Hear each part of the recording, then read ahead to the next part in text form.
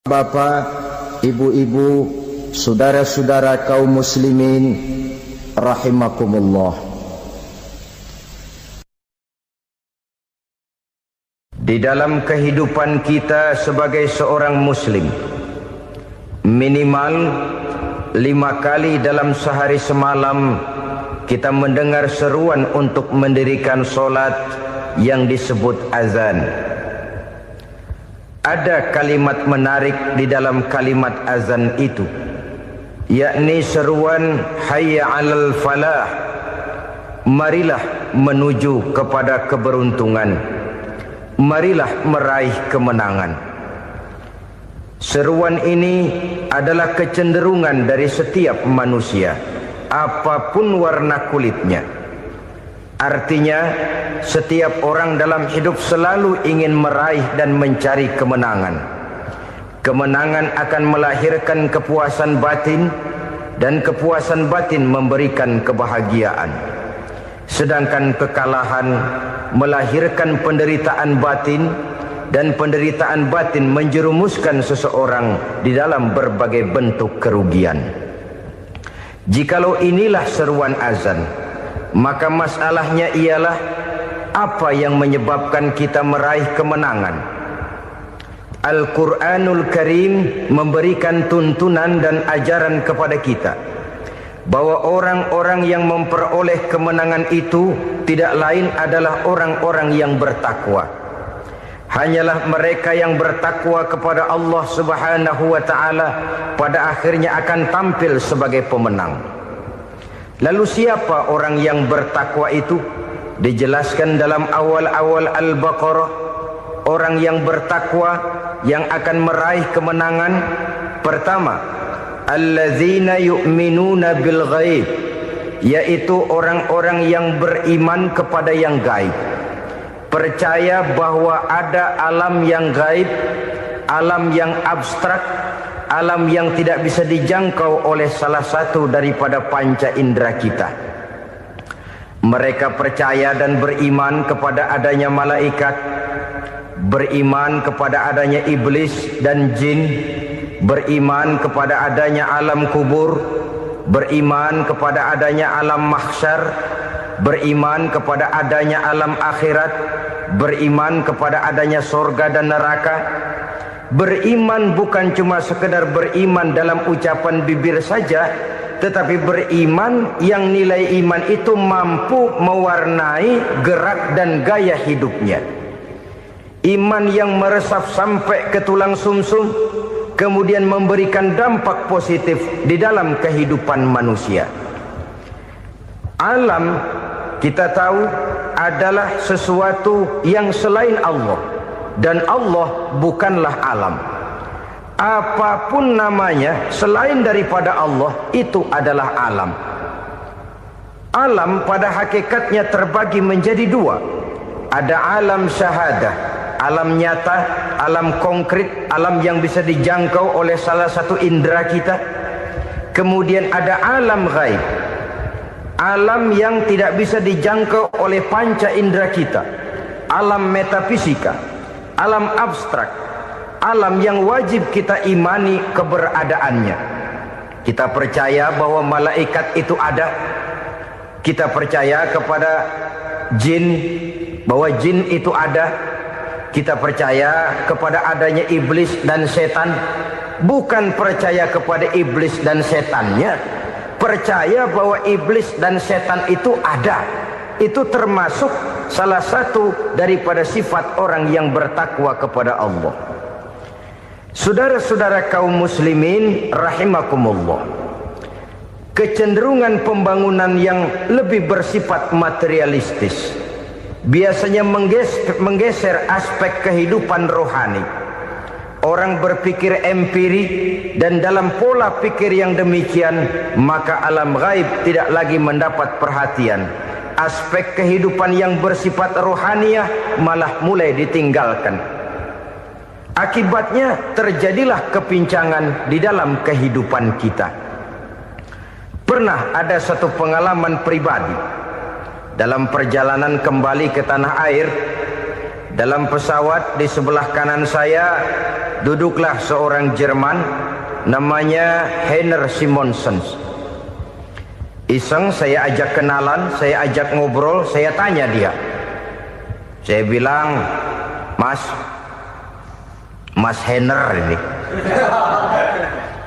kalau pesawat yang kita tumpangi ini jatuh ke bawah, kira-kira apa yang bakal terjadi, Mas? Dia bilang, kita semua akan mati. Begitu?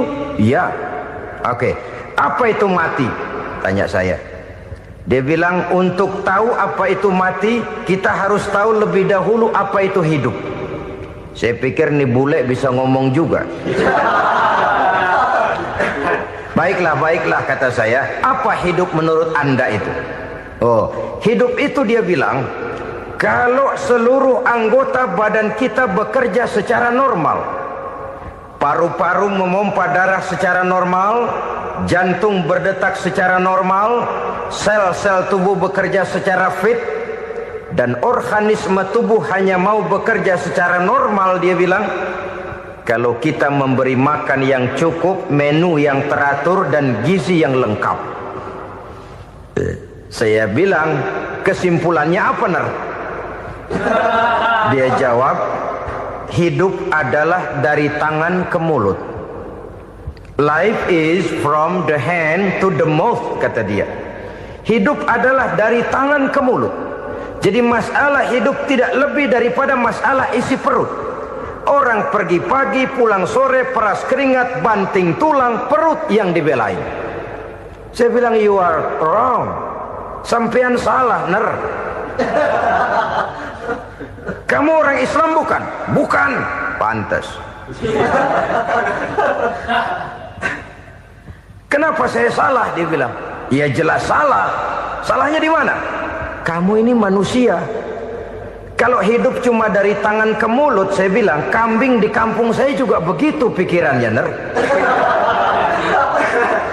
Itu kambing di kampung saya, asal perutnya kenyang, sudah hidup dia. Perkara besok bagaimana, lusa prospeknya macam mana, bulan depan ada apa, kambing nggak pernah mikir. Di kampung saya kambing juga pikirannya begitu. Kamu Kristen ya?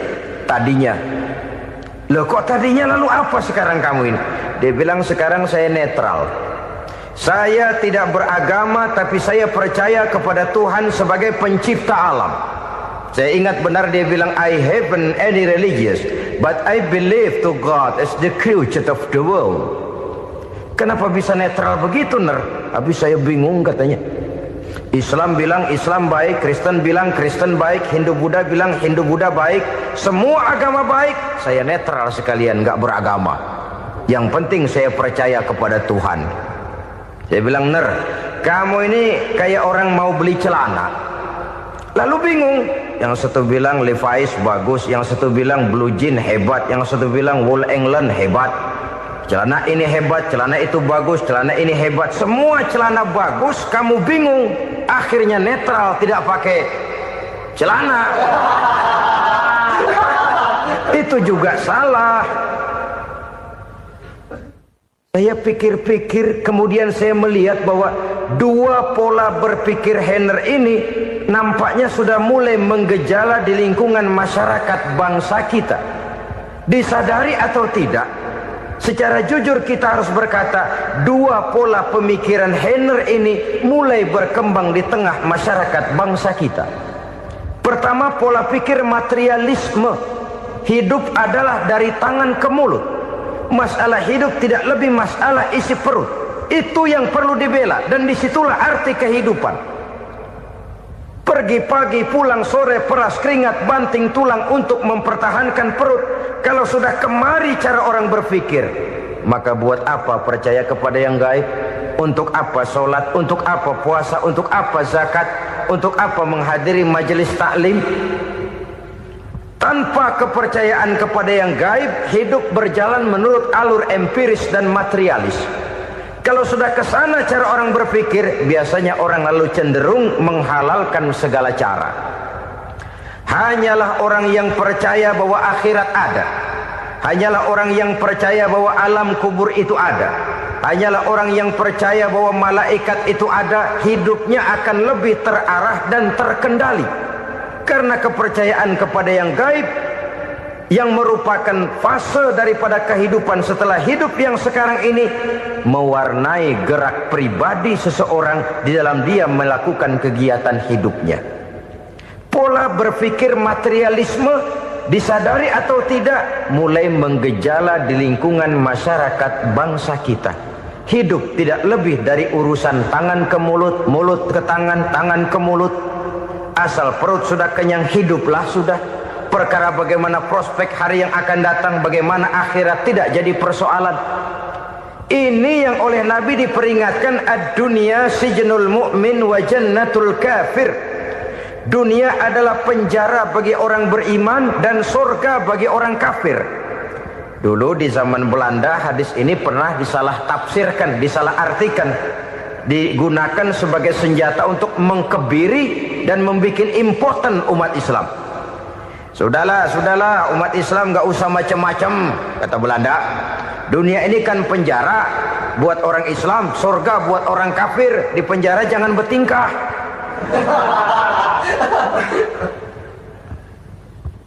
Pengertiannya tidak begitu. Dunia adalah penjara bagi orang mukmin. Artinya dalam kehidupan dunia seorang mukmin tidak bebas memperturutkan hawa nafsunya. Dipenjara hawa nafsunya. Sebaliknya surga bagi orang-orang kafir. Buat orang kafir surgalah dunia ini. Mereka bebas memperturutkan hawa nafsunya, dilarang tidak terlarang, dicegah pun tidak tercegah. Mereka hidup menurut alur bisikan nafsu mereka sendiri. Kemudian bila ajal datang, maut merenggut nyawa, selesailah surganya sampai di situ. Maka bagi orang-orang yang tidak percaya kepada adanya akhirat, kepada adanya alam gaib, surganya sebatas umurnya. Sekali lagi, surganya sebatas umurnya. Bila umur selesai, ajal pun datang merenggut nyawa, selesailah sudah surganya sampai di situ. Alangkah pendeknya perjalanan orang-orang yang tidak percaya kepada alam gaib ini. Bagi kita mukmin, jikalau kita mampu memenjarakan hawa nafsu, kita bisa bahagia di dunia ini. Dan Islam memang tidak menyuruh kita sengsara di dunia. Raih dunia, kejar dunia, gapai dunia sebagai alat untuk mencapai kebahagiaan di akhirat nanti. Hidup adalah satu perjalanan panjang yang terbentang sejak kita terlahir dari alam rahim sampai kepada alam akhirat nanti. Andai kata kita gagal meraih kebahagiaan di dunia, toh kita masih punya akhirat. Tapi jangan jadi dalil yang melemahkan semangat. Biarin dah kita di dunia kebelangsak, yang penting akhirat. Akhirnya dunia benar-benar kebelangsak.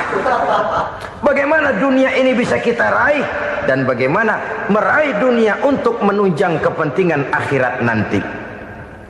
Yang kedua, dari pikiran Heiner yang saya lihat menggejala di lingkungan masyarakat bangsa kita, timbulnya manusia-manusia netral.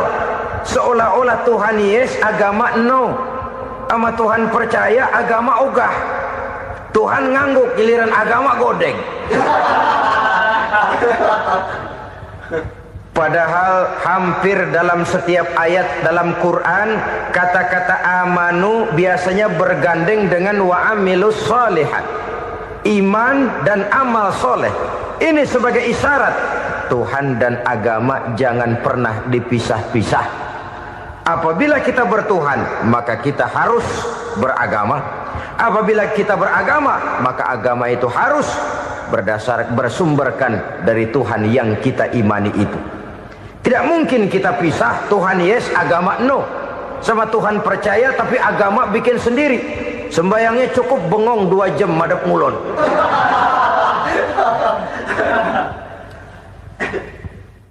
Saudara-saudara kaum muslimin rahimakumullah. Jadi dengan demikian, agama yang kita akui merupakan unsur mutlak di dalam pembangunan sekarang ini, merupakan bagian dari kehidupan yang menuntun kita bahwa di balik alam nyata ini, di balik alam syahadah ini ada alam gaib. Dan mudabbir, murabbi, yang mengatur, yang menguasai, yang memelihara, baik dia alam nyata, baik dia alam gaib, tidak lain adalah Allah Subhanahu wa ta'ala. Di sana ada satu super power, satu maha kekuatan yang kita perlu bersandar kepadanya. Sebagai makhluk nyata yang hidup di alam nyata, berbuatlah secara nyata sebagaimana harusnya kita berbuat. Karena Islam jelas bukan agamanya orang pemalas. Islam jelas bukan agamanya orang yang mengajarkan setelah selesai sholat boleh duduk, nggelenggem ayam-ayam, ndelohom, menghitung bintang di langit sambil menunggu keajaiban. Tidak. Islam adalah agama yang mengajarkan apabila sholat sudah selesai kamu kerjakan, bertebaranlah di permukaan bumi, cari karunia Tuhanmu. Jangan hidup berpangku tangan menunggu keajaiban. Karena hidup bukan undian. Jangan berharap untung besar tanpa mau peras keringat. Tapi di sebalik itu toh kita juga harus yakin bahwa di sisi usaha nyata yang kita lakukan ada satu super power, satu maha kekuatan gaib yang menentukan berhasil dan tidaknya usaha kita. Kepercayaan kepada hal semacam inilah yang mendorong kita untuk mempunyai sandaran vertikal, agar jikalau usaha ini berhasil, kita tidak lupa diri dan lupa daratan. Jikalau usaha ini gagal, kita tidak putus asa dan buruk sangka, tidak cupik pandangan dan sempit hati, tapi mampu melihat persoalan dengan kacamata putih sambil husnuzon kepada Allah Subhanahu wa ta'ala. Kita percaya malaikat itu ada. Ada yang namanya Raqib dan Atid, mengawasi gerak hidup kita sampai kepada gerak hati kita. Ini memberikan sugesti agar kita berhati-hati. Tidak sejengkal tanah pun kita bisa berlindung dari pengawasan Raqib dan Atid. Ada Munkar Nakir yang akan menyoal kita di alam kubur. Ada malaikat Malik, penjaga neraka. Ada malaikat Ridwan yang menjaga surga. Kita percaya kepada adanya jin, kita percaya kepada adanya setan, iblis. Percaya kepada adanya, bukan mempercayai si setan, si iblis lalu menjadikannya sebagai teman. Tidak. Percaya bahwa mereka itu ada dan merupakan makhluk Allah yang gaib yang diciptakan Allah Azza wa Jalla. Kepercayaan kepada alam gaib memberikan motivasi terhadap gerak lahir manusia, sehingga dengan motivasi kepercayaan kepada yang gaib, gerak lahir jadi lebih terarah, jadi lebih terpelihara. Pernah seseorang bertanya, "Pak, apakah adanya akhirat bisa dibuktikan secara ilmiah?" Saya bilang tidak bisa, tidak bisa. Kenapa? Karena yang berangkat nggak pernah pulang kembali lagi. Kalau dia pulang kemari bisa kita tanya bagaimana enak di sono. Cuma secara moral saya katakan, lebih beruntung orang yang percaya kepada akhirat daripada yang tidak. Sekarang saudara percaya akhirat ada, lalu saudara baik-baik di dunia, sholat, puasa, zakat, menolong orang lain, menebarkan kebajikan. Saudara mati, andai kata akhirat tidak ada, toh dalam hidup saudara sudah berbuat baik. Paling tidak nama saudara akan dikenang sebagai orang baik. Sebaliknya, saudara percaya, kata saya, bahwa akhirat tidak ada, lalu hidup semau-maunya, tenggelam dalam maksiat dan munkarat, menentang Allah, tidak mau ruku dan sujud. Lalu saudara mati, kemudian akhirat ada. Ayo, mau apa? Bekal tidak punya. Jadi secara moral lebih beruntung orang yang percaya kepada adanya akhirat daripada yang tidak percaya. Dan itu alam gaib yang tidak bisa dibuktikan secara eksat. Jangankan untuk membuktikan seperti itu, dalam kehidupan sehari-hari saja yang kita rasakan tidak selalu berbentuk toh. Angin, bagaimana sih bentuknya angin? Kita tidak tahu. Merah, buktinya kalau dikerok merah. Yang merah itu kulit, yang kulit kita bukan anginnya. Sakit, rasa sakit itu ada, tapi bagaimana bentuk sakit kita nggak pernah tahu. Kalau kita makan cabai pedas, bagaimana bentuk pedas itu tidak ada, tapi rasa ada. Bentuk pedas hijau, cabenya bukan pedasnya. Tidak semua yang kita rasakan bisa kita gambarkan dalam bentuk yang konkret. Oleh karena itu, sekali lagi bahwa kepercayaan kepada alam yang gaib mampu memberikan satu sugesti yang menata kehidupan seseorang lebih lurus, lebih terarah, dan lebih terkendali. Maka wajar kalau kepercayaan kepada yang gaib mengantarkan seseorang untuk meraih kemenangan. Kenapa? Dia percaya kepada yang gaib, bahwa akhirat ada, bahwa alam kubur ada, bahwa pertanggungan jawab itu ada. Maka dia lalu tidak hidup saenae udele dewe, itu loh. Tidak hidup menurut seleranya sendiri, terarah, teratur. Ini cirinya yang pertama. Orang bertakwa yang akan meraih kemenangan, mereka beriman, mereka percaya kepada yang gaib. Bahkan hal-hal konkret saja selalu berangkat dari yang gaib. Saudara-saudara, para remaja, para pemuda sekarang ini tidak pernah tahu toh siapa yang akan jadi teman hidup saudara. Kita bisa saja ngerancang, mentargetkan, tapi toh akhirnya yang namanya jodoh bukan kekuasaan kita. Rezeki di luar kemampuan kita. Begitu juga ajal. Maut, jodoh, ajal adalah contoh-contoh konkret bahwa pada akhirnya yang gaiblah yang menentukan. Bertahun-tahun ngelancong, emang jodoh seret, nggak jadi.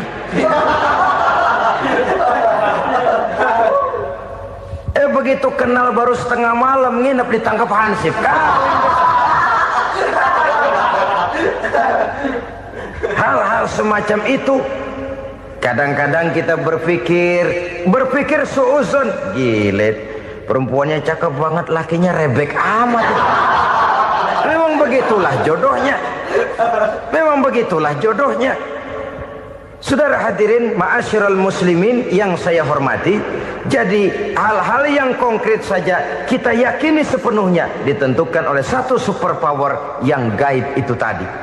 Dari sanalah segala ketentuan itu berangkat dan kesanalah segalanya akan kembali. Maka kepercayaan kepada yang gaib meluruskan gerak hidup seseorang dan itu akan mengantarkan dia kepada meraih kemenangan. Satu. Yang kedua, wa yuqimuna shalah. Orang bertakwa yang akan meraih kemenangan itu adalah orang-orang yang mendirikan sholat. Kenapa sholat mengantarkan orang untuk meraih kemenangan? Yang jelas, inna sholata tanha anil fahsya'i wal munkar. Sholat mampu mencegah manusia dari perbuatan keji dan munkar. Banyak filsafat hidup yang terkandung di dalam sholat ini. Sejak kita wudhu sampai kita menghadap ke arah kiblat, sampai kita melakukan gerak-gerak sholat, bacaan-bacaan yang ada di dalam sholat, lalu sampai kepada mengucapkan salam. Banyak filsafat hidup yang terkandung di dalam sholat.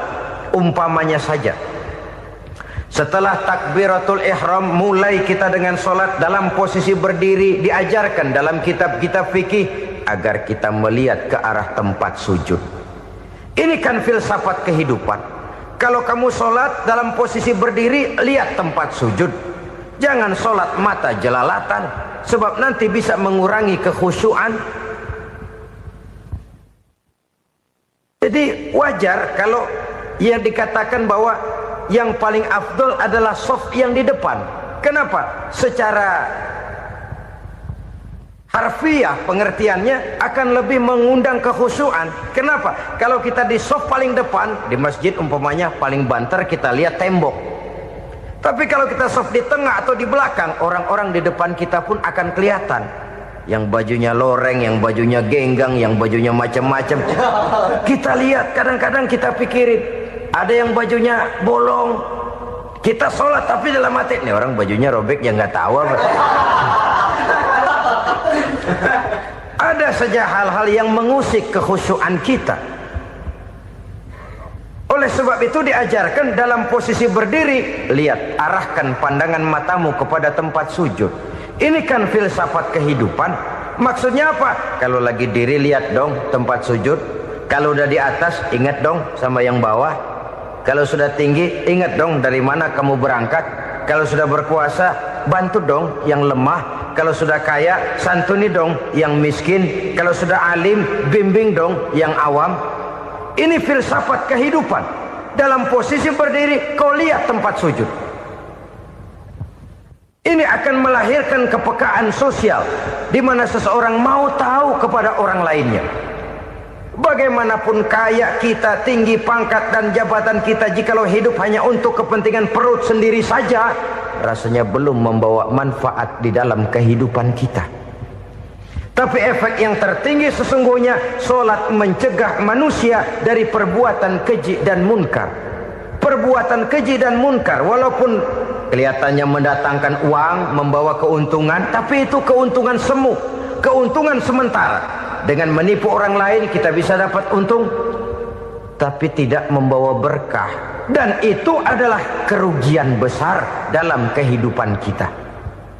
Maka untuk meraih kemenangan harus dimulai dengan membentuk kepribadian yang tegar, memiliki sandaran vertikal yang langsung kepada Allah Subhanahu wa ta'ala. Dan itu hanya bisa kita tempuh melalui jalur ibadah formal yang sudah ditentukan Allah, yakni solat yang 5 waktu.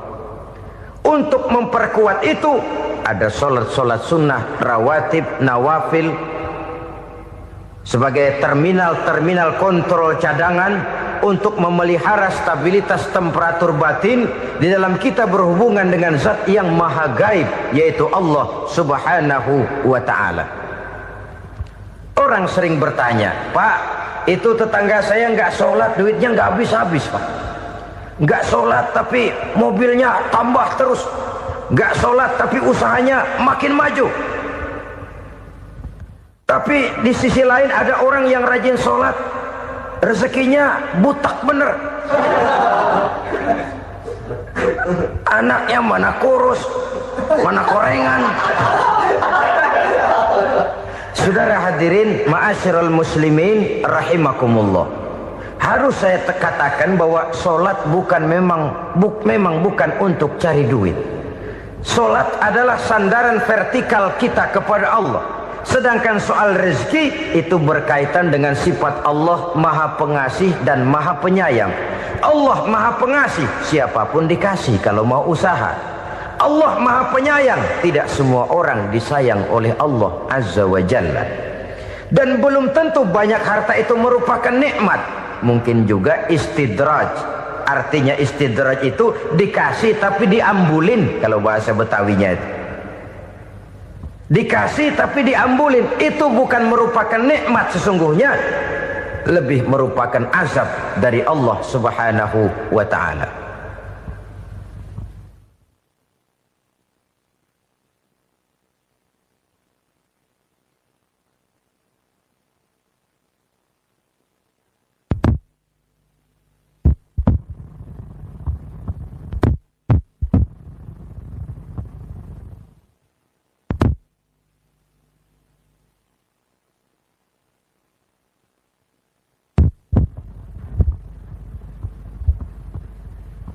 Agama mempunyai sistem solat, dan kita umat Islam telah dituntun oleh Allah Subhanahu wa ta'ala yang wajibnya 5 kali dalam sehari semalam mendirikan solat, dan itu tentu berada dalam jangkauan kemampuan manusia.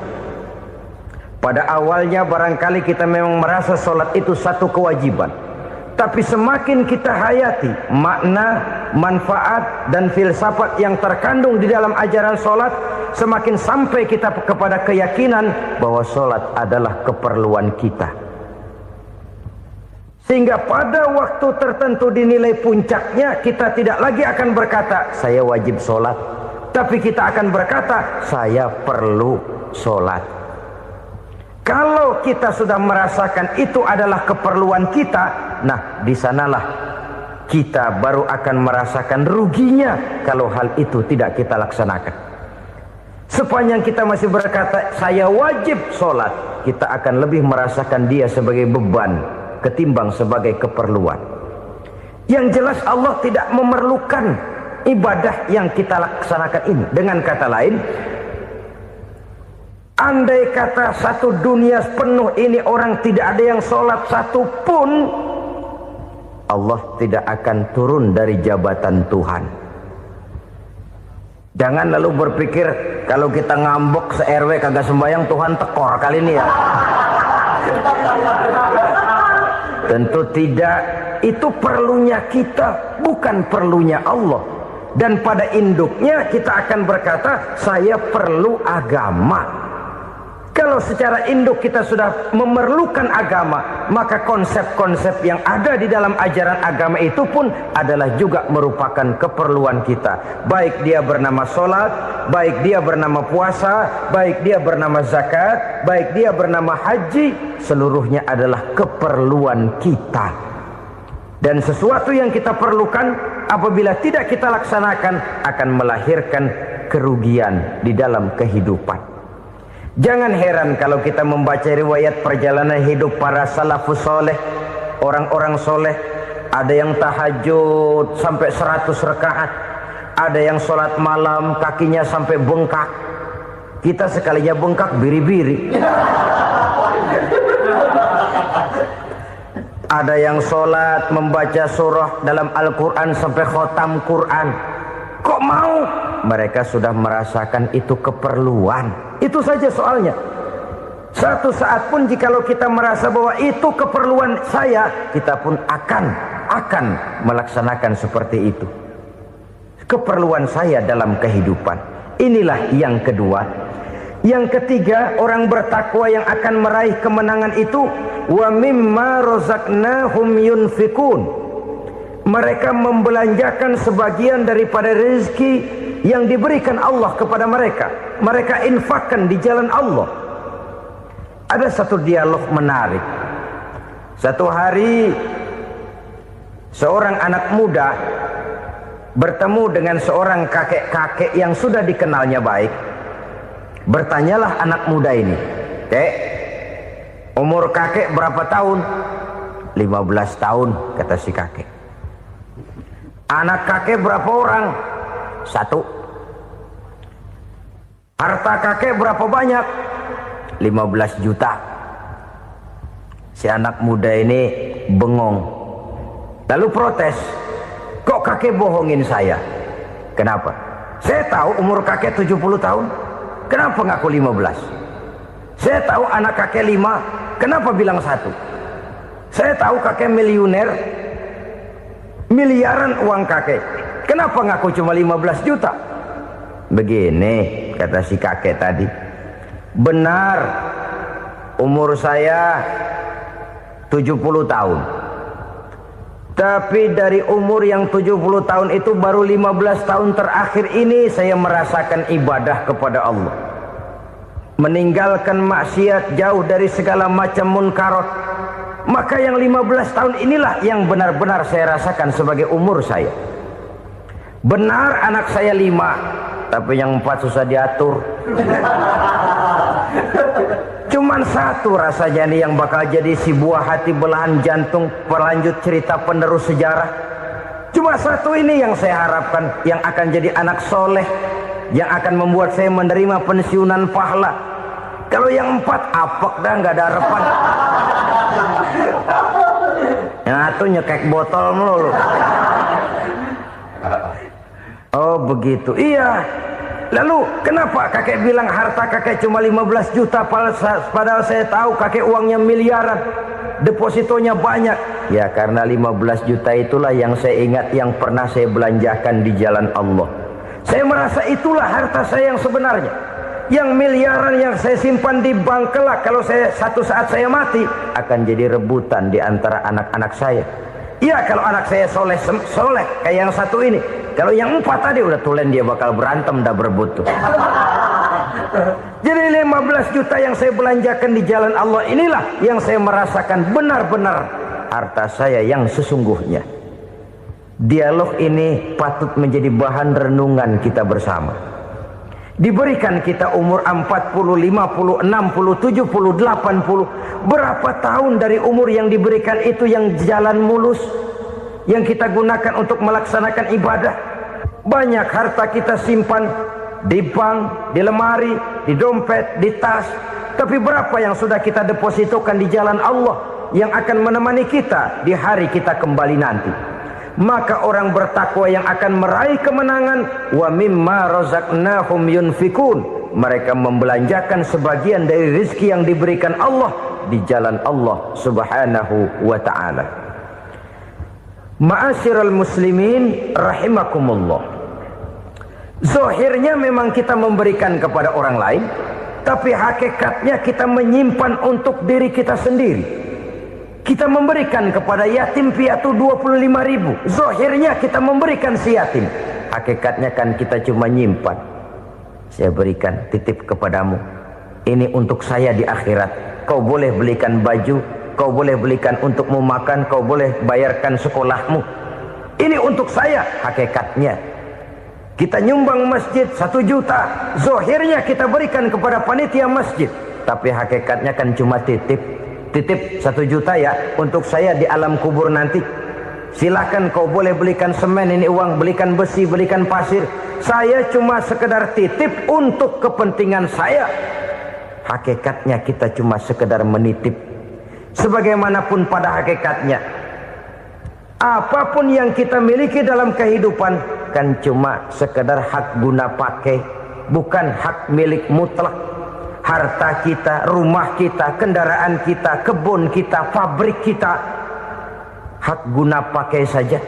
Hak milik mutlak cuma untuk Allah subhanahu wa ta'ala.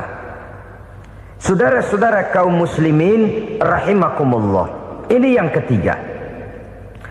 Kemudian yang keempat, orang-orang bertakwa yang akan meraih kemenangan, allazina yu'minuna bima unzila ilaika, mereka yang beriman, mereka yang percaya kepada apa yang telah diturunkan kepadamu Muhammad, ay Al-Quran, yakni Al-Quranul Karim.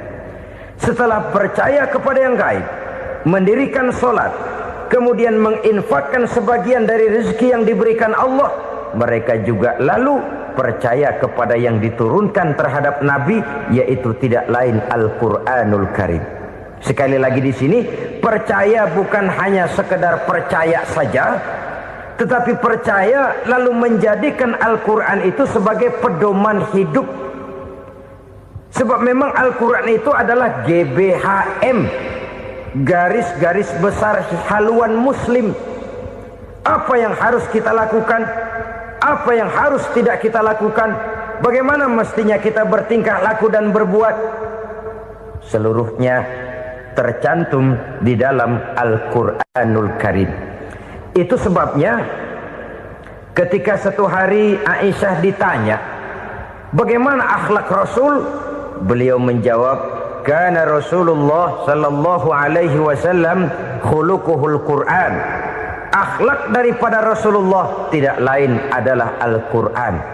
Jawaban simpel ini memberikan gambaran bahwa keseluruhan daripada konsepsi Quran sudah diterjemahkan dalam kehidupan Rasulullah sallallahu alaihi wasallam. Karena kita tahu akhlak adalah keseluruhan dari gerak hidup manusia. Sejak ia berpribadi, berumah tangga, bertetangga, bermasyarakat, sampai kepada berbangsa dan bernegara, Al-Quran tetap memberikan sentuhan nilainya. Oleh karenanya, orang-orang yang bertakwa adalah orang-orang yang menjadikan Al-Quran sebagai pedoman dalam kehidupannya. Dan kita yakini Al-Quran diturunkan kepada Nabi Muhammad bukan merupakan produk Nabi Muhammad. Isi dan redaksinya langsung dari Allah subhanahu wa ta'ala. Kemudian cirinya yang kelima, orang bertakwa yang akan meraih kemenangan itu, wa ma unzila min qablika. Tidak hanya sekedar percaya kepada yang diturunkan terhadap Nabi Muhammad, yaitu Al-Quran, mereka juga percaya kepada apa yang pernah diturunkan kepada para nabi, kepada para rasul sebelum Nabi Muhammad. Percaya kepada adanya suhuf, percaya kepada adanya Taurat, percaya kepada adanya Injil, percaya bahwa Allah dahulunya sudah menurunkan Taurat kepada Musa, percaya bahwa Allah sudah menurunkan Injil kepada Isa, percaya Injil ada, Taurat ada, diturunkan Allah untuk Isa dan Musa, tetapi tidak wajib mengamalkannya karena kita sudah diberikan Al-Quranul Karim. Ini yang perlu saya garis bawahi. Kita percaya Allah telah menurunkan Injil dahulu kepada Isa. Kita percaya bahwa Allah telah menurunkan Taurat dahulunya kepada Nabi Musa. Kadang-kadang ini dijadikan dalih, dikacaukan pengertiannya. Quran saja mengajarkan bahwa orang yang bertakwa harus percaya kepada Injil, maka pakailah Injil. Apalagi kalau ayat sebelumnya ditilap, dihapus, dihilangkan, Injilnya yang ditekankan, maka akan terjadilah penekanan yang salah arah. Karena salah arah akhirnya bisa merusak dan menghancurkan akidah. Ketika Rasul suatu saat pernah ditanya orang, "Ya Rasul, bagaimana sikap kita sebagai muslim terhadap Injil yang ada sekarang?" Beliau menjawab, "La tukadzibuhu jami'an wa la tusaddiquhu jami'an." Jangan didustakan seluruhnya, jangan juga dibenarkan semuanya. Artinya, ini sudah merupakan gambaran dari Rasul bahwa dalam Injil yang ada sekarang masih ada ajaran-ajaran tauhid yang dibawa oleh Nabi Isa dan diajarkan kepada umatnya. Tapi juga dalam Injil yang sekarang ini sudah terkena intervensi dan investasi manusiawi. Karena itu Rasul menyimpulkan, la tukadzibuhu jami'an wa la tusaddiquhu jami'an. Jangan didustakan semua, jangan dibenarkan seluruhnya. Kita memang percaya Allah telah menurunkan Injil kepada Nabi Isa dulu, tapi kita tidak wajib mengamalkan Injil. Kita percaya Allah telah menurunkan Taurat kepada Nabi Musa, tapi kita tidak wajib mengamalkan kitab ajaran Taurat. Yang wajib kita percayai dan kita amalkan hanyalah Al-Quranul Karim. Kenapa? Oleh karena baik yang ada di dalam Taurat, baik yang ada di dalam Injil, tentu tercakup di dalam Al-Quran sebagai kitab terakhir yang diturunkan oleh Allah Subhanahu wa Ta'ala. Dan itu wajar. Kalau seorang pejabat mau mengeluarkan satu keputusan baru, tentu dia harus meninjau keputusan-keputusan lama. Andai kata dianggap tidak berlaku, dianggap tidak relevan lagi, maka keputusan-keputusan lama itu tentu sudah dianggap tidak berlaku. Sebagian daripada aturan-aturan dalam keputusan lama yang masih dianggap relevan tercantum dalam keputusan baru yang wajib diamalkan. Begitulah hubungannya antara Al-Quran, Taurat, Zabur, dan Injil. 4 kitab samawi yang diturunkan Allah masing-masing kepada Zabur untuk Nabi Daud, Taurat untuk Nabi Musa, dan Injil untuk Nabi Isa alaihi wassalatu wassalam. Ketiga-tiga kitab itu kita percayai adanya. Kita yakini Allah telah menurunkan Zabur, Taurat, dan Injil. Tapi kita tidak wajib mengamalkannya. Yang wajib kita mengamalkannya sekarang ini tidak lain hanyalah Al-Quranul Karim saja. Karena ia mencakup apa yang ada di dalam Zabur, apa yang ada di dalam Taurat, dan apa yang ada di dalam Injil. Keotentikannya bisa dipertanggungjawabkan. Ya, tapi kan Nabi Muhammad sudah mati 14 abad yang lalu, dan di zaman beliau Al-Quran kan belum dikodifikasikan, belum ditulis. Bagaimana keotentikannya bisa dipertanggungjawabkan? Mudah saja. Allah berjanji, "Inna nahnu nazzalna dzikra wa inna lahu lahafizun." Kami yang menurunkan Al-Quran dan kami yang akan menjaga dan memeliharanya. Allah turunkan Quran, Allah menjaganya. Bagaimana cara Allah menjaga Al-Quran itu? Banyaknya orang-orang yang hafaz Al-Quran. Hafaz Al-Quran 30 juz, 114 surah, 6.666 ayat. Sehingga jangankan satu kata, Jangankan satu ayat, satu kalimat saja berubah, sudah akan timbul reaksi dan mudah dimengerti. Kenapa? Banyak orang-orang yang hafaz Al-Quran. Sedangkan pada setiap akhir tahun biasanya malaikat Jibril selalu mengadakan checking terhadap ayat-ayat yang diturunkan pada waktu itu. Di zaman Nabi sendiri sudah ada usaha kodifikasi. Dan yang lebih luar biasa lagi, sampai hari ini tidak seorang pun mampu membuat satu ayat saja semacam Al-Quran. Ke bahasa manapun dia diterjemahkan, naskah aslinya tetap ikut. Rujukan dasarnya tetap ada. Berdasarkan itu, maka tidak mungkin terjadi penyelewengan terhadap atau pemalsuan terhadap ayat-ayat Al-Quranul Karim. Kesuciannya, keotentikannya, kemurniannya bisa dipertanggungjawabkan. Ma'asyiral muslimin rahimakumullah. Oleh karenanya, konsepsi dasar daripada ajaran Islam ini memang tidak lain adalah Al-Quran dan Sunnah. Isi daripada agama Islam yang merupakan iman, Islam dan ihsan, konsepsi dasarnya tidak lain adalah Al-Quran dan Sunnah Rasulullah Sallallahu Alaihi Wasallam.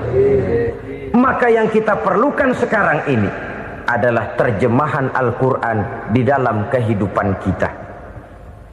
Dengan demikian, maka gaya kehidupan yang lebih Qurani itulah yang kita dambakan. Kita perlu memang terjemahan Quran dalam bahasa Inggris, dalam bahasa Belanda, dalam bahasa Jepang, tapi yang lebih kita perlukan adalah terjemahan Quran di dalam kehidupan kita. Konsekuen, tidak memanipulasi, ringan sama kita jinjing, berat sama kita pikul. Jangan kalau lempengan ayat Quran itu kira-kira enak diamalin, keras teriakan kita. Giliran kira-kira ayat Quran itu mukul kepala kita sendiri, diam kita. Itu ciri yang pernah disindir Allah dalam awal-awal Baqarah juga. Ciri beragamanya orang yang munafik. Kullama adha'a lahum masyawfi, kata Allah. Wa iza azlama alaihim qamu. Apabila terang mereka jalan, apabila gelap mereka berhenti. Artinya, kalau kira-kira di Islam nguntungin, rame-rame pada teriak Islam. Tapi ketika diminta untuk berjuang, ketika dituntut untuk berkorban, rame-rame mengundurkan diri. Nasib agama tidak ubahnya seperti daun pisang yang dikait orang di tepi jalan lantaran tak berpayung di ketika hari hujan. Manakala hujan usailah sudah, daun itu pun dicampakkan di tepi jalan, diinjak pula orang nan lalu. Artinya, orang menjadikan agama cuma sebagai lipstick, decoration only, tidak konsekuen. Hanya pada saat-saat kelihatannya Islam membawa keuntungan, rame-rame orang teriak-teriak tentang Islam. Tapi jikalau diminta berjuang, jikalau dituntut untuk berkorban, biasanya rame-rame juga mengundurkan diri. Jangan heran kalau mayoritas hitungan kita, tapi minoritas peranan kita. Kuantitas kita dalam jumlah, tapi dalam kualitas kita lebih sering jadi penonton daripada jadi pemain. Padahal itu sangat tidak boleh terjadi. Umat Islam di Indonesia harus bangkit. Umat Islam di Indonesia harus sadar akan keberadaannya. Tidak boleh hanya jadi penonton berpangku tangan. Karena memang agama kita juga mengajarkan untuk konsekuen di dalam menjabarkan ajaran-ajaran daripada agama kita. Kita sering menjadi jatuh menjadi umat yang lemah oleh karena kita ini tidak pandai menggalang kebersamaan yang diakibatkan tidak konsekuennya kita. Diistilahkan bahwa umat Islam di dalam menggalang kebersamaannya itu harus seperti orang main sepak bola. Saudara-saudara kan tahu orang main sepak bola itu. Orang main sepak bola, kalau pertandingan belum dimulai sih silakan saja kumpul di luar lapangan, atur strategi yang baik. Tapi kalau pertandingan sudah dimulai, turun ke lapangan hijau, jangan kumpul terus. Ada sepak bola gotong royong, mundur-mundur rame-rame, depan ke depan kumpul melulu mainnya. Kalah. Orang main sepak bola itu ya harus ada penyerang tengah, Harus ada penjaga gawang, harus ada strikernya, harus ada kiri luarnya, kanan dalamnya yang jadi backnya. Posisi boleh bermacam-macam, tapi yang penting saling ngoper untuk menggolkan gawang lawan. Begitulah umat Islam ini. Boleh ada yang jadi pejabat, boleh ada yang jadi pengusaha, boleh ada yang jadi petani, silakan ada yang jadi seniman, ada yang jadi penyair, ada yang jadi artis sekalipun. Tapi kalau sudah berhasil menguasai bola, jangan lupa operannya. Operan itu yang langka. Kita ini muslim kadang-kadang kalau sudah memegang menguasai bola, kalau belum mau mampus, belum mau ngoper. Nanti kalau sudah nggak punya bola, baru mau ngoper. Kalau sudah dengar-dengar mau dekat pensiun, baru mau jihad, baru mau berjuang, baru mau ngurus pesantren. Tanda tangan sudah tidak laku, memo sudah tidak dihargai, baru mau berjuang. Kemarin kemana mas? Kita tidak pandai memanfaatkan posisi. Dengan kata lain, kalau kembali kepada persoalan kita, konsekuensi kita terhadap agama yang kita anut ini belum ideal. Kita masih lebih sering berislam ini pada saat-saat yang menurut perhitungan kita membawa keuntungan. Tapi kalau diminta berjuang, dituntut berkorban, yang itu pun hakikatnya adalah untuk kepentingan kita juga. Allah tidak pernah menuntut kita untuk jihad bagi kepentingan Allah, itu tidak. Berjuang menegakkan agama Allah, apakah untuk kepentingan Allah? Tidak. Untuk kepentingan kita. Sebab nilai-nilai jihad itu pada akhirnya akan membawa kita kepada suatu kebahagiaan. Setidaknya kalau tidak di dunia, tentu di akhirat sebagai syahid. Oleh karena itu, pada bagian akhir ini saya ingin mengajak, marilah kita konsekuen. Sekali kita berkitabkan Al-Quranul Karim, mari dia kita jadikan pedoman. Jangan cuma kita jadikan sebagai penghias dinding, pelengkap rumah, bahwa di rumah kita ada Al-Quran, tapi yang baca kecoa. Habis pada bolong tuh Quran. Yang penting kan punya Quran. Ditaruh di pintu rumah. Biar apa? Biar kuntilanak kagak masuk katanya.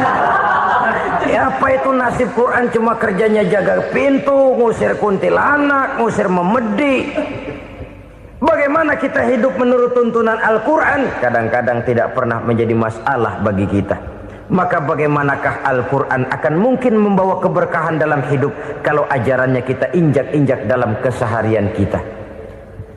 Mewujudkan gaya hidup yang lebih Qurani, itulah yang akan kita rintis di dalam kehidupan kita. Bertahap, step by step, menurut kemampuan yang ada pada kita. Jika jalan ini tidak bisa kita selesaikan, percayalah akan ada generasi penerus yang akan melanjutkan usaha dan cita-cita mulia itu.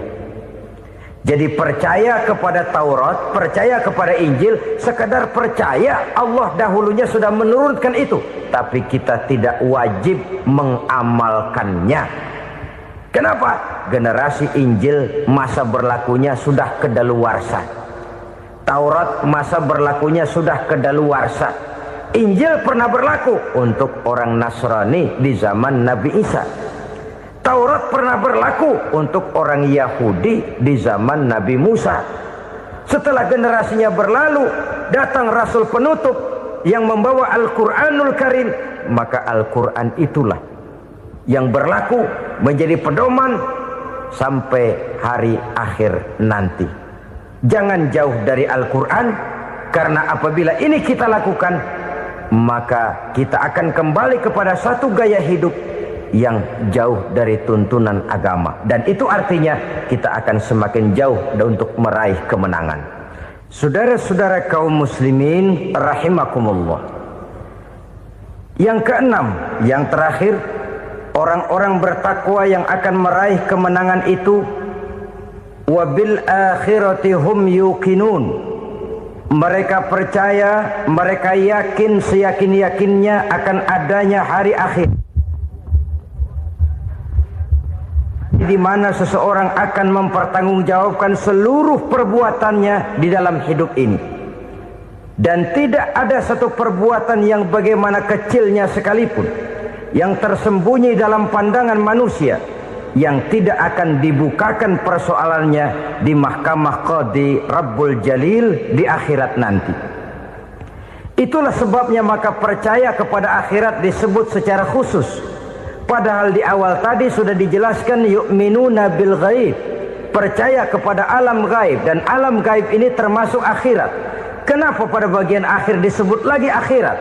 Karena ternyata bahwa kepercayaan kepada adanya akhirat merupakan induk dari kepercayaan terhadap adanya malaikat, setan, jin dan lain sebagainya, dan akan lebih memberikan sugesti dalam kehidupan manusia untuk meluruskan gerak hidupnya. Jikalau satu saat tergerak hati akan berbuat kejahatan, ingin mencuri, sadarlah, awas ada akhirat. Sebab kalau kita cuma teriak awas ada polisi, itu cuma tertunda sementara. Begitu polisi meleng, embat. Kalau kita ingin berbuat jahat cuma berteriak awas ada hansip, cuma sementara ketika hansip itu ada. Tapi kalau ceritanya awas ada akhirat, mau menyeleweng awas ada akhirat, mau berjudi awas ada akhirat, mau mencuri awas ada akhirat. Keyakinan yang akan meluruskan gerak hidup manusia sehingga gerak itu jadi lebih terarah dan terkontrol, tidak merugikan baik diri sendiri, lebih-lebih orang lain. Ternyata bahwa kepercayaan kepadanya adanya hari akhirat sanggup menjadi sumber daya kontrol dari kehidupan manusia, sehingga ia tidak terjebak dalam perbuatan maksiat dan munkarat. Saudara-saudara kaum muslimin, inilah saja yang kita bicarakan pada pertemuan kali ini.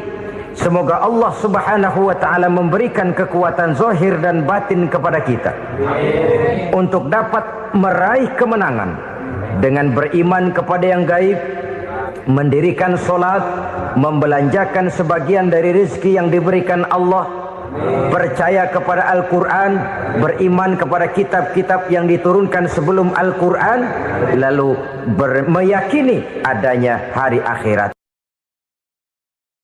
7 macam perkara yang merusak akidah dan keimanan, merusak amal perbuatan yang sudah kita kerjakan, merusak sendi-sendi kehidupan sosial, pendek kata merusak segala hal di dalam kehidupan kita. Jauhilah olehmu 7 macam perkara yang merusak.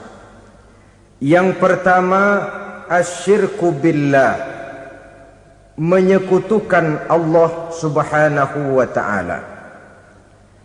Agama dimulai dari keyakinan, maka kehancuran agama selalu dimulai dari kehancuran keyakinan, iman atau akidah yang dimiliki oleh seseorang. Dan untuk menghancurkan nilai-nilai iman yang kita miliki ini, orang rasanya tidak akan menghantam kita dengan peluru kendali. Orang tidak akan mengirimkan nuklir ke sini. Orang tidak juga akan mengirimkan satuan militernya ke sini. Untuk menghancurkan nilai-nilai iman, dibanjiri kita dengan paham-paham yang merusak dan mendangkalkan akidah. Baik ia bernama materialisme, baik ia bernama sekularisme, baik ia bernama banjirnya maksiat dan munkarat, baik ia bernama banjirnya peradaban dan kebudayaan yang menghancurkan moral daripada anak-anak kita, sedikit demi sedikit melenturkan dan melunturkan nilai-nilai keimanan kita, untuk kemudian pada waktunya nilai iman itu akan bertukar dan berganti menjadi nilai syirik kepada Allah subhanahu wa ta'ala. Atau pada sisi lain, menjadikan yang selain Allah sebagai tujuan akhir daripada kehidupan kita. Sedangkan kita sama-sama maklum bahwa di dalam pandangan agama Islam, dosa yang tidak berampun, dosa yang terbesar, termasuk dalam kategori bapak moyangnya dosa, tidak lain adalah syirik, yakni menyekutukan Allah subhanahu wa ta'ala. Pola penghancuran iman ini memang berstrategi.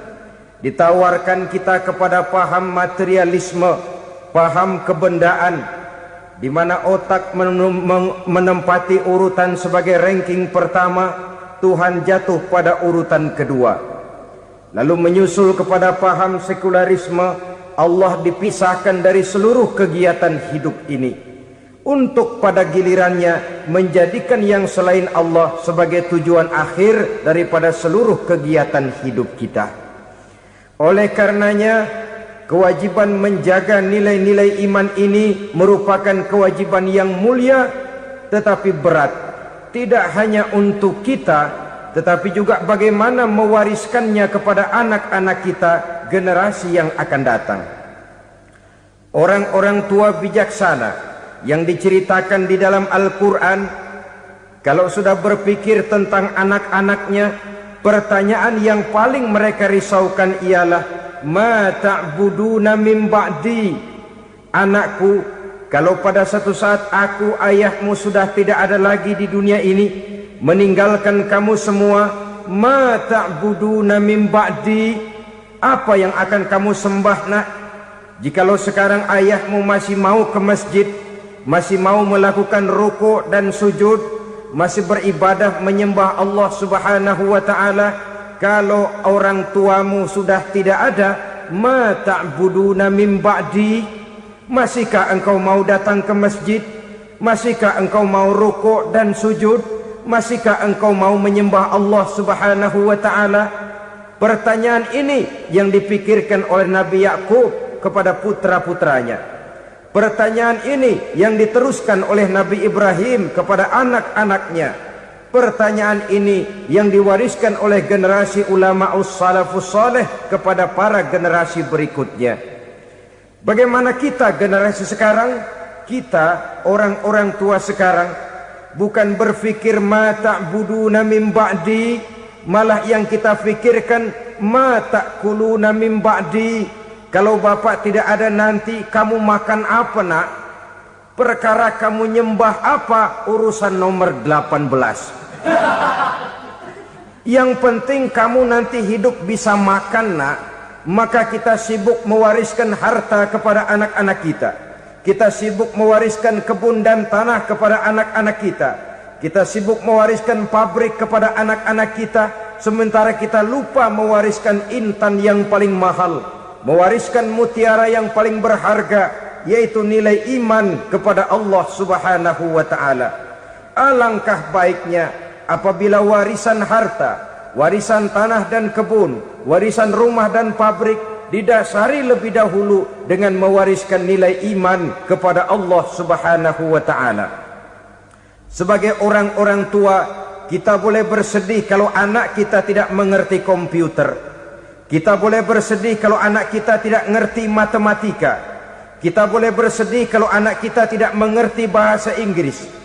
Tapi sewajarnya lebih bersedihlah kita orang tua jikalau mempunyai anak yang tidak kenal Allah sebagai Tuhannya, yang kemudian tidak mau rukuk dan sujud kepada Allah Tuhannya. Itulah kemalangan yang paling malang bila kita meninggalkan generasi yang tidak bertauhid kepada Allah Subhanahu wa ta'ala. Betapapun anak kita tidak ngerti komputer, saudara, paling-paling kerugiannya cuma kerugian dunia. Masuk dia ke alam barzakh, munkar nakir tidak akan sempat tanya kau belajar komputer apa tidak. Kumpul dia di padang mahsyar, malaikat juga tidak akan tanya matematikamu nilainya berapa. Yang ditanya kau kenal Allah, kau rukuk dan sujud kepadanya, kau pernah datang ke masjid.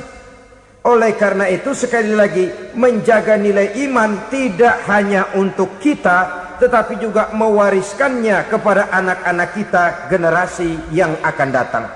Sungguh kemalangan yang paling besar apabila kita meninggalkan anak-anak kita. Mereka kita tinggalkan lemah ekonominya, itu tidak baik. Mereka kita tinggalkan lemah otaknya, itu pun akan membuat mereka tertinggal oleh yang lain. Tapi yang paling celaka, jikalau kita tinggalkan mereka dalam kondisi lemah imannya, rapuh akidahnya, tidak baik dan tidak betul keyakinan hidupnya. Oleh karena itu Nabi berpesan, jauhilah 7 perkara yang merusak. Yang pertama, syirik kepada Allah Subhanahu wa ta'ala, menyekutukan Allah baik dalam ucapan, dalam keyakinan ataupun dalam perbuatan. Ini perkara pertama yang termasuk 7 perusak besar di dalam kehidupan. Kalau sudah jatuh kita ke lembah syirik, bagaimanapun banyak kebaikan yang kita kerjakan, berjiwa sosial, bertangan pemurah, gemar menolong orang lain, kalau memang dasarnya syirik, maka seluruh kebaikan kita akan hancur, tidak akan ada nilainya dalam pandangan Allah Subhanahu wa ta'ala. Dalam pandangan manusia, mungkin kita dicatat sebagai orang sosial, gemar menolong orang lain, tidak berpangku tangan melihat orang yang mendapat kesulitan, tapi oleh karena dasarnya syirik, dasarnya tidak mentauhidkan Allah, maka seluruh nilai kebaikan yang kita kerjakan tidak akan ada nilainya dalam pandangan Allah Subhanahu wa ta'ala. Maka jagalah iman kita jangan sampai dihinggapi penyakit syirik yang bagaimana kecilnya sekalipun.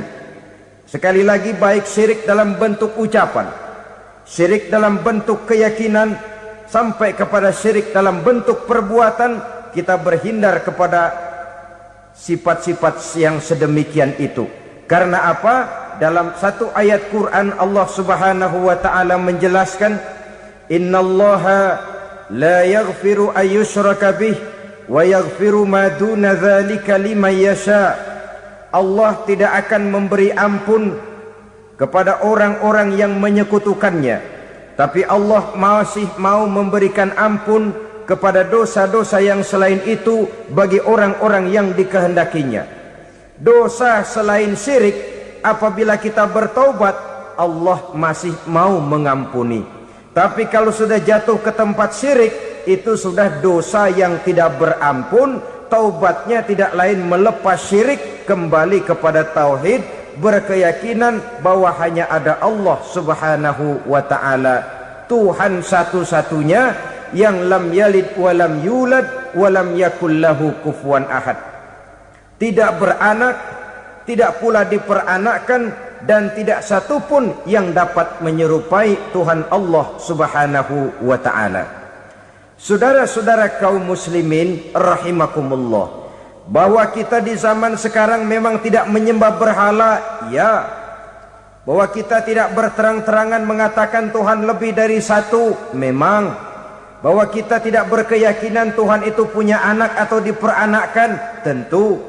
Tapi dalam perbuatan dan i'tiqad, kita kadang-kadang jatuh tanpa kita sadari ke tempat yang bernama syirik ini. Oleh karenanya, di zaman di mana teknologi makin canggih, di mana kemajuan pembangunan makin menjangkau berbagai aspek kehidupan, diperlukan keseimbangan antara kemajuan fisik material dengan kemajuan mental spiritual. Apabila tidak ada keseimbangan, yang terwujud tentulah kepincangan, yang diawali dengan pincangnya cara kita berpikir, sehingga pada akhirnya akan mengarah kepada pincangnya cara kita berbuat dan bertindak di dalam kehidupan kita. Oleh karena itu Nabi berpesan, jauhilah sifat syirik, karena syirik merupakan dosa yang teramat besar. Ini sifat merusak yang pertama. Yang kedua, kata Nabi, wasihra, jauhilah sihir. Sihir ini juga termasuk perkara yang merusak kehidupan. Kita semua sama-sama maklum bahwa sihir sebenarnya bukan persoalan baru. Sejak sebelum datang Islam, sihir itu sudah ada. Di zaman Yunani kuno, sihir ada. Di zaman Mesir kuno, di zaman Cina kuno, dan yang lain-lain yang serba kuno, sihir itu sudah ada. Bahkan para nabi pun, para rasul yang diutus oleh Allah Subhanahu wa ta'ala, senantiasa berhadapan dengan ahli-ahli sihir untuk menguji kebenaran dari misi yang mereka bawa. Sihir adalah perbuatan di luar kebiasaan yang bisa dikerjakan oleh ahlinya dengan bantuan jin atau setan. Hukum mempelajari sihir adalah haram, mengamalkannya lebih haram lagi. Sebab itu saudara-saudara, sihir merupakan perbuatan merusak yang harus kita jauhi. Ciri-ciri daripada perbuatan sihir, pertama, ia mengandung tipuan, bayangan khayal. Di zaman Nabi Musa misalnya, orang melihat tambang-tambang itu seperti ular. Nabi Musa melayangkan tongkatnya menjadi ular-ular besar yang memakan ular-ular kecil ciptaan tukang-tukang sihir Fir'aun tadi. Lalu sihir bisa terjadi dengan bantuan jin kafir atau setan. Kemudian ciri yang ketiga, sifatnya halus dan tersembunyi. Taruh kata ada seorang ahli sihir yang mempergunakan ayat-ayat Quran sebagai jompa-jampe, sebagai baca-bacaan, itu cuma sekedar kedok. Tujuannya tidak lain menjadikan agama sebagai ketok untuk membenarkan cara yang dimurkai oleh Allah Subhanahu wa ta'ala. Satu hadis yang diriwayatkan oleh Imam Bazar dan Tabrani, Nabi berpesan, "Laisa minna man tatayyara lahu au takahhana au tukuhhina lahu au sahira lahu." Tidak termasuk ke dalam golonganku, kata Nabi. Tidak termasuk umatku. Siapa mereka? Man tatayyara lahu, orang yang bertatoyur. Apa tatoyur itu? Dari kalimat toyaro, artinya terbang. Toir biasa diartikan dengan burung. Tatoyaro percaya kepada suara-suara burung. Man tatayyara lahu, mempercayai, meyakini dengan benar-benar kepada suara beburungan. Kan suka ada itu, nah bunyi burung tuh, maling liwat. Maling liwat. Burung bunyi, maling liwat. Itu termasuk tatayyara lahu, percaya kepada suara burung. Kan aneh kalau suara orang nggak dipercaya, suara burung malah dipercaya. Ada ustadz ceramah, kiai ngaji, nggak mau didengerin, burung dengerin bener. Nah, suaranya dari sebelah mana? Belah kulon. Nah, itu tandanya anu. Habis dihitung-hitung. Itu termasuk tatayyara lahu. Au takahana, atau bertenung, au tukuhina, atau minta ditenungkan, au sahirolahu, atau